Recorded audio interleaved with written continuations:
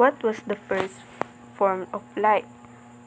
Life is believed to have existed on Earth for billions of years now. Scientists do not know exactly when life began on Earth. However, they can trace how life developed and evolved using some pieces of evidence.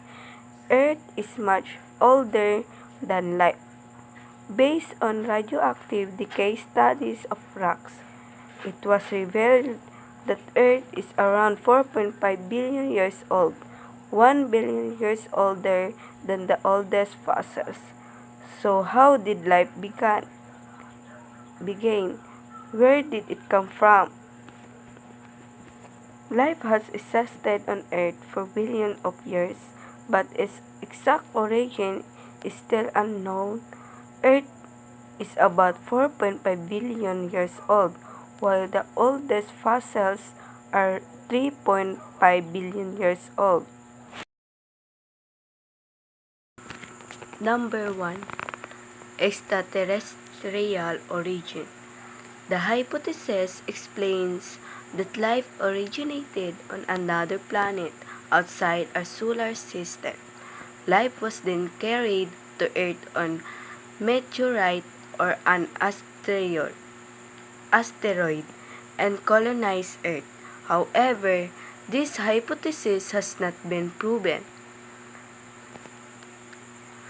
This hypothesis suggests that life did not begin on Earth, but on another planet.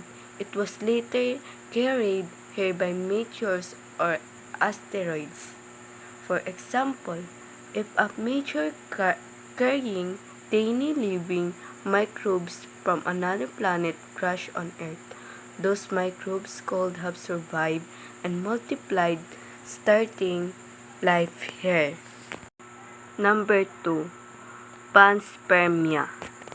The theory presumes that the seeds of life exist all over the universe and can be propagated through space, and that life on Earth originated from those seeds. This theory says that life's seeds, tiny microorganisms or organic molecules, exist everywhere in the universe and can travel through space. These seeds could have landed on Earth and developed into life. For example, scientists found certain bacteria that can survive extreme space conditions. If such bacteria traveled on dust or rocks and reach Earth, they could have started life. Number 3. Divine creation. Many people believe that life was put on Earth by divine forces. Creation theories are common to many of the world's religions and cultures. Many religions and cultures believe that life was created by a divine being or higher power. This is based on faith, not science.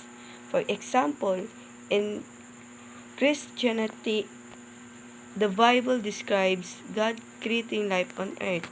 In other cultures, there are similar creation stories involving gods or spirit. 4.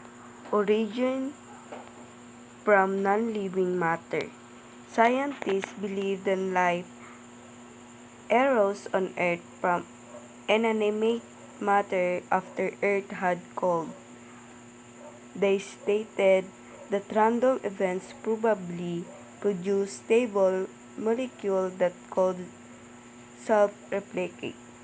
Then, natural selection favored changes in the rate of reproduction which eventually led to the first cell. The origin from non-living matter. The scientists believe that after Earth cooled, simple chemicals combined to form molecules that could copy themselves. So, over time, these molecules developed into the first living cells through natural selection. For example, in the famous Miller-Urey experiment 1953, scientists showed that simple gases, when exposed to lightning like sparks, called from amino acids, the building blocks of light. I am Farhan Ava Marangas. I am a report of Group 1. Evidence on the first forms of life. Experiment. American chemist Stanley Miller performed an experiment replicated early Earth conditions. Together with Harold Urey, he provided proof that amino acid and other organic molecules could be formed. Stanley Miller, an American chemist, conducted a landmark experiment alongside Harold Urey to simulate early Earth conditions and demonstrate that amino acid and other organic molecules could be formed from simple inorganic compounds. Miller-Urey experiment. The atmosphere the Miller and Urey introduced into the flux contain simple molecules that here probably present in the early Earth atmosphere. Hydrogen, CO2, methane, water vapor, nitrogen, ammonia, and carbon monoxide. The Miller-Urey experiment used a simulated early Earth atmosphere of the methane, ammonia, hydrogen, and water vapor to demonstrate that organic molecules could form from inorganic matter under those conditions. As some modern theories propose a different composition for the early atmosphere including carbon dioxide and nitrogen. Good afternoon, Sir Dingdong. My name is Dominic Espantilan. So, the report is ang Bonifacial. Ang Bonifacial ito ay tumutukoy sa mga lapi o bukas. Bukas ay ng mga sinaunang buto ng napanatili ng paglipas ng puti panahon ng mga fossil na ito ay nagbibigay ng mahalagang impormasyon tungkol sa evolusyon, pag-uugali ng kapaligiran ng mga sinaunang organismo. So, ang meaning sa shell fossil ay ito ay tumutukoy sa pag-fossilize na labi ng shell ng mga sinaunang almots tulad ng mga clams o ammonatis na ang mga shell fossil ay mahalaga sa pag-aaral ng paintolohiya ng geolohiya dahil nagbigay sila ng impormasyon tungkol sa sinaunang ekosistema at kapaligiran. So, ang plant fossil ito ay tumutukoy sa pag-fossilize na labi ng mga sinaunang halaman tulad ng mga puno, dahon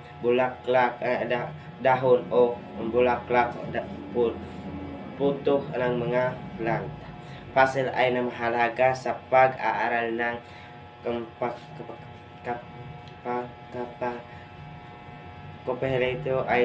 kompehensiya dahil nagbibigay sila ay impormasyon tungkol sa sinaunang impormasyon tungkol sa mga sinaunang ekosistema at evolution ang mga balaman. So, mauna akong report.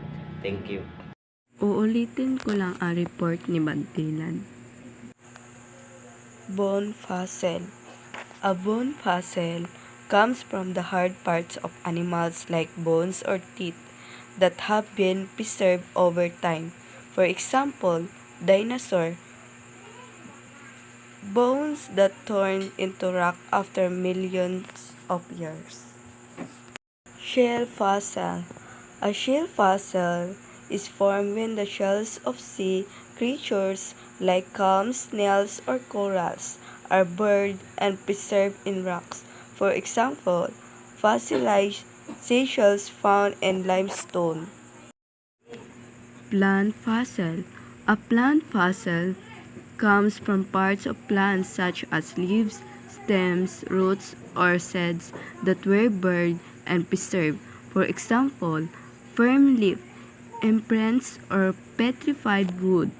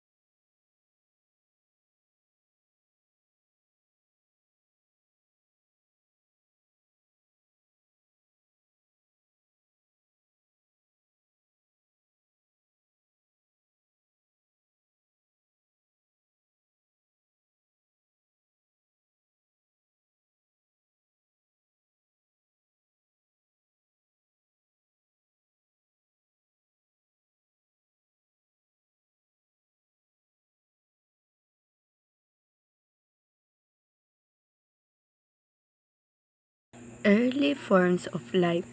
The first form of life is believed to have appeared some 3.5 billion years ago.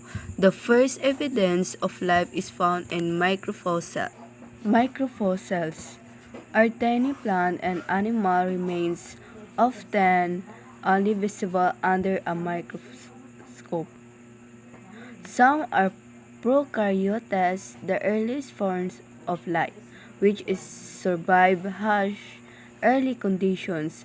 They later develop photosynthesis using sunlight and carbon dioxide to make their own food. The process of photosynthesis produces more oxygen that changes the Earth's early atmosphere. These changes in the atmosphere allowed oxygen-breathing organisms to exist.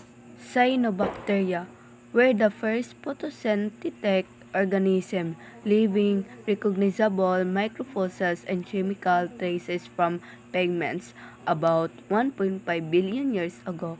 Fossils of larger organisms with internal membranes and thicker walls appeared, marking the rise of eukaryotic organisms on Earth. How did multicellular organisms evolve? Multicellular organisms evolved from unicellular eukaryotes.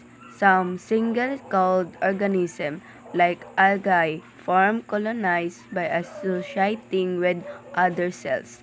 Over time, these colonies developed cell specialization, leading to true multicellular organisms. Protozoans, sponge, and fungi were among the earliest life forms. About 580 million years ago, the first soft-bodied animals appeared. Through ongoing cell specialization, more complex and diverse plants and animals, including humans, evolved. Fossil evidence shows that life forms have changed over time, and as Charles Darwin explained, this happens through adaptation to the environment for survival.